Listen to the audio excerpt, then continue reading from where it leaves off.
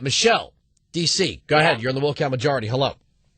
Hi. I just wanted to say that I disagree with the positioning of calling those who are in need the recipient class. I don't think that you fully address the issue that the majority of the recipient class has already put into the system, and in the recent time has found themselves probably that's a completely different class of people. And not again, even still, Michelle, all I want from you, if you're going to try to debate me on this, is to describe for me the origin of debt between a whatever you want to call them and a provider class member. What is the origin of debt? I don't think that they're and that's another false premise. It's not a false premise. Okay, I'll go one step further, Michelle. I have my Constitution right here. I want you to tell me where any of these government programs. I have input into the system. It doesn't. You're not hearing me, Michelle. I want you to tell me what the origin of the power of the federal government to run these programs. Where does that reside in the Constitution? I'm not talking about. There are local programs.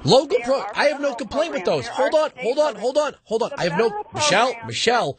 I have no complaint. Federal program. Wait a minute now. Every federal program that exists comes through Congress. Every constitution. Every. Where does Congress have the authority to tax a citizen for a food stamp program? Michelle, you're not listening, and you don't care to listen.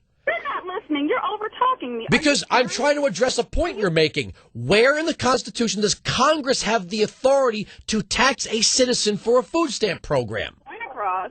I'm attempting to get my point across. I've listened to you for more than an hour and was compelled to call in because of... No, you weren't listening. I was listening. No, you weren't. Because you'd be telling me at this point, you have a nice day. Thank you very much. You're my favorite caller ever.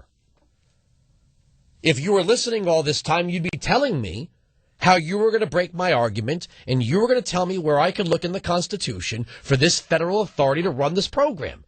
If you want to run a program with your District of Columbia City Council, have at it. You're free to do that. You put it in your city charter, you tax the people, you